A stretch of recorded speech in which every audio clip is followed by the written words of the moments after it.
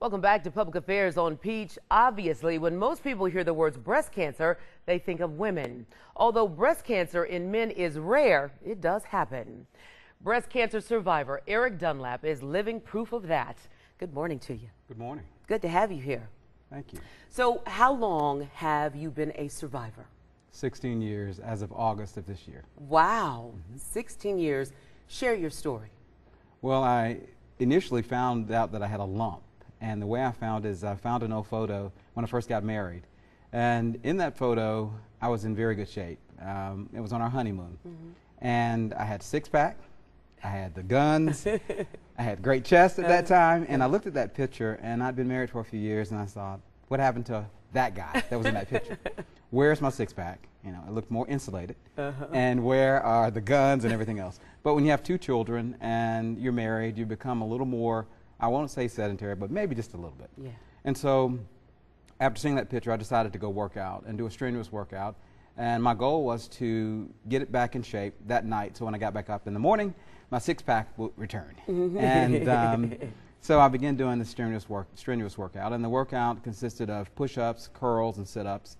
And I got to about 100 push-ups, and my chest began to hurt. Excruciating pain came.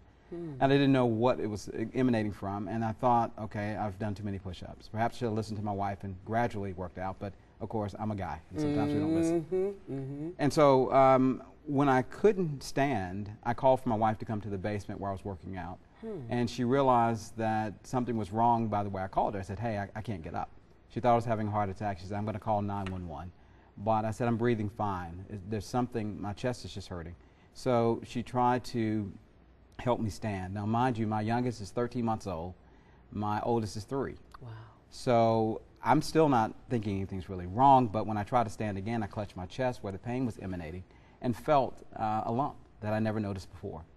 And that led me to the doctor. I said, honey, do you feel it? She said, yes. I said, well, let me go to the doctor tomorrow. It's probably nothing, and it'll be over with in a day or so.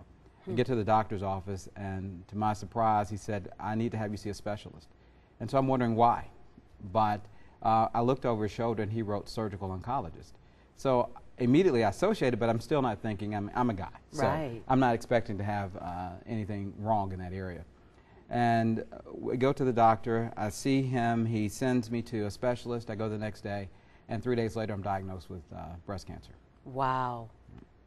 Take me back to that day, because most men, they hear breast cancer and you think there's clearly somebody else in the room. Who are you talking to? What did you think? I went through that same process, saying I'm a man.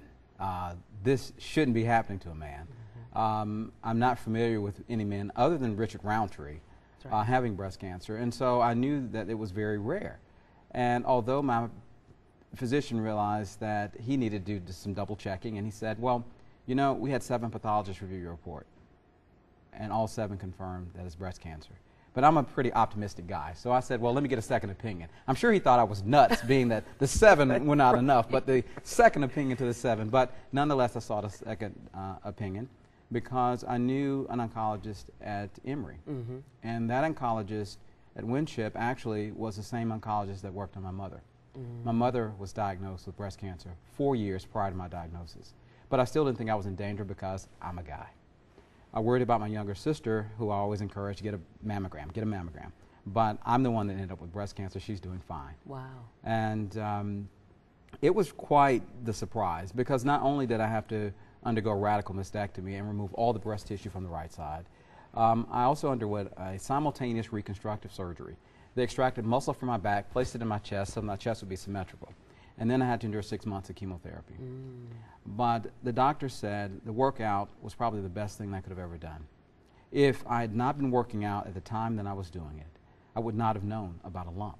He said it probably would not have shown up. Because it aggravated. It aggravated. He said the number of push-ups expanded your chest muscle, which pressed against the tumor pressed against the nerve. Right. Most people that encounter breast cancer, male or female, do not feel pain initially from it. Right. And that pain led me to the doctor. So I'm an advocate for the workout. Now, while doing the mastectomy and replacing muscle in my chest with solid muscle from my back, this side is all muscle. Now, I wish the physician had done the other side as well, and the abs, And there'll be no more push-ups or sit-ups for me. But I know that's right. But so I'm still working out. Well, I got to tell you, Eric, you are a huge inspiration. That is a wonderful story, and I'm so thankful you are still here with us today. Well, thank you. And I just want other men that might be listening, or if your spouse is listening, tell your husband or your significant other to not ignore signs. That's right. If your chest is giving you pain or discomfort, please take a minute and go and have it checked out. When you're getting your physical, just ask.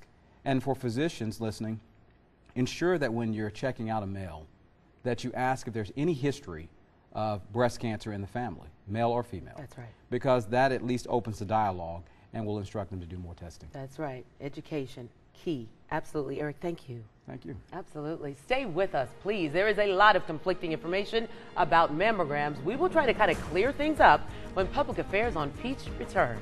Stay with us.